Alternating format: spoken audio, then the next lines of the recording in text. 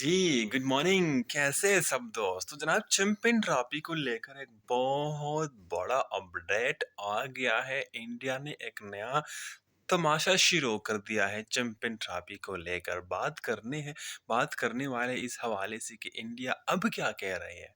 अब champion trophy का schedule क्यों नहीं आया? चैंपियन ट्रॉफी का शेड्यूल इतना लेट क्यों हो गया? चैंपियन ट्रॉफी का मसला तो हल हो गया है, तो अब इंडिया ने ऐसा कौन-सा यू टर्न ले लिया है कि मसला फिर से शुरू हो गया है। एक तो ना ये चैंपियन ट्रॉफी का जो भी है ना, ये टॉपिक है ना, ये मसला है ना, ऐसा बोरिंग अपडेट बन गया है कि जिस तरह पाकिस्तान की टी20 बैटिंग होता है, इतना बेकार बन गया है। अब हमें भी मज़ा नहीं आ रहा कि एक ही बात को लेकर बार बार वीडियो बनाएं। लेकिन क्या करें, बनाना पड़ता है। ये लोग रोज़ नया ड्रामा करते हैं, तो हमारा तो काम यही है, जो लोग ये ड्रामे करते हैं आप लोगों को हम वही बताते रहते हैं। खैर, बात करेंगे इस हवाले से, लेकिन एक अपडेट और भी हमारे साथ आज की वीडियो में, वो ये है कि बाबर और रिजवान बहुत बड़े मसले में है। बहुत ज़्यादा इनके ऊपर तनकीद हो रहा है। वजह क्या है, क्या हो गया है? और साथ-साथ शाहीन शाह अफरीदी के हवाले से मैं कुछ बात करना चाहूँगा। लेकिन इससे पहले छोटा-सा गुज़ारिश आप सब लोगों से, सब दोस्तों से ये है कि अगर आप लोग हमारे यूट्यूब चैनल खाकिसाना क्रिकेट शो पहली बार देख रहे हो, तो ज़रूर सब्सक्राइब कर दीजिए ताकि आप लोगों को रोज़ ऐसी ज़बरदस्त वीडियोज़ मिलते रहें। तो जनाब, जैसा कि आप लोगों को पता है कि चैंपियन ट्रॉफी का हाइब्रिड मॉडल पर मंजूरी हो गई थी, ठीक है। इंडिया भी एग्री हो गई थी। पाकिस्तान ने तो पेशकश यही किया हुआ था, प्रपोजल यही दिया हुआ था कि आप लोग चैंपियन ट्रॉफी जो है हाइब्रिड मॉडल पर करना चाहते हो, हम भी रेडी हैं। लेकिन एक शर्त हमारी ये होगी कि आगे जो इंडिया में टी20 वर्ल्ड कप होने वाला है या और भी जो इवेंट होने वाले हैं, वो भी हम हाइब्रिड मॉडल पर ही खेलेंगे। तब तो इंडिया होगी एग्री। लेकिन पाकिस्तान ने मान लिया था। पाकिस्तानी डिमांड इसके साथ ये भी कहता है, हमें रिटर्न में एग्रीमेंट करके लिख कर दिया जाए। मुंह से हम आप लोगों की बात ही नहीं मानते, आप लोग फिर बाद में मुकर जाते हो। ऐसा पहले भी कई बार हो चुका है। जैसे एशिया कप में हो गया था, इंडिया ने पहले तो मान लिया था, लेकिन बाद में आने से इनकार कर दिया, तो हाइब्रिड मॉडल पर करना पड़ा।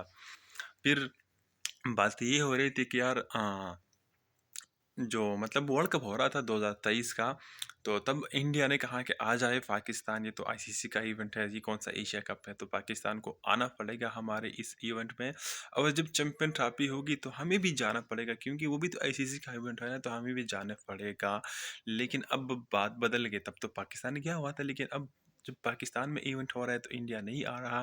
तो इसलिए पाकिस्तान कह रहा है कि आप लोग मुकर जाते हो, तो इसलिए हम ऐसी ज़बानी बातें नहीं मानते। आप लोगों ने हमारे साथ एग्रीमेंट कर देना है। एग्रीमेंट करेंगे तो तब हम मान लेंगे। लेकिन अब इंडिया एग्रीमेंट करने से भाग गया है। अब जो कि बात ये हो रही थी, एक बात तो ये भी अब होने वाक़ई इसमें भी मसला बन गया है, क्योंकि जो इंडिया में जो इवेंट होना है ना, इंडिया नहीं चाहता कि इसका फाइनल इंडिया से बाहर हो, इसलिए भी इंडिया वापस भाग गया है। मतलब जैसे चैंपियन ट्रॉफी का फाइनल है, पाकिस्तान भी चाहता है कि ये लाहौर में हो, लेकिन इंडिया नहीं मान रहा, ठीक है। इंडिया ने कहा कि नहीं, दुबई में होगा, तो ठीक है, हमने मान लिया दुबई में होगा। लेकिन फिर जो इंडिया के इवेंट है, उसका भी फाइनल बाहर होगा, श्रीलंका या दुबई में होगा। अब वो इंडिया नहीं मान रहा, कहते हैं नहीं, वो बाहर नहीं होगा, वो इंडिया के अंदर होगा। मैं ना यहाँ पर एक बात आप लोगों को मेंशन करूंगा। मसला तो आप लोग समझ चुके हो कि क्या मसला है, लेकिन मैं एक बात मेंशन करूंगा कि पाकिस्तान कह रहा है कि बात बराबरी पर होगी।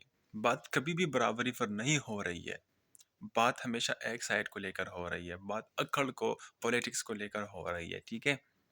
इंडिया के हर जगह पर चल रही है, इनके पॉलिटिशियंस की चल रही है। लोग कहते हैं कुछ, एक बात ये भी आप लोग पॉइंट आउट कर लिए कि लोग अक्सर कहते हैं ना कि इंडिया के पास पैसा बहुत है, पावर बहुत है, तो तभी इनकी बात मानी जाती है।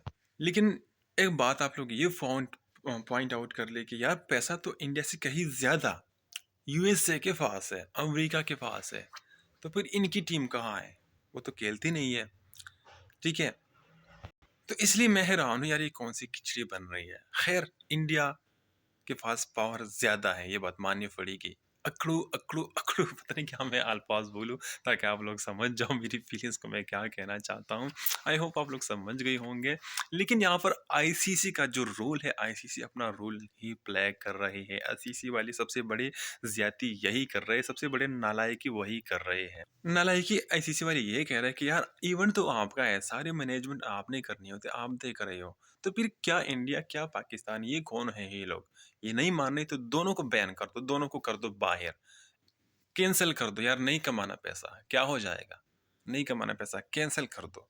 इवेंट ही कैंसल कर दो, इनको पता लग जाए फिर इंडिया को भी पता लग जाएगा, पाकिस्तान को भी पता लग जाएगा कि इन्होंने क्या खो दिया है। फिर इनकी अक्ल ठिकाने आ जाएगी, इनकी अकड़ भी ठिकाने आ जाएगा। यही बेहतरीन सोल्यूशन आजकल मुझे तो लग रहा है। खैर, बात करेंगे बाबर और रिजवान के हवाले से कि इनको क्या क्या हो गया है। इनको हुआ ये है कि एक्स जीरो पर आउट हो गया, उससे तो कुछ हुआ ही नहीं, और जिससे हो गया उसने करना ही नहीं चाहा, पूरा इनिंग्स खेल लिया लेकिन मैच फिनिश नहीं कर सका।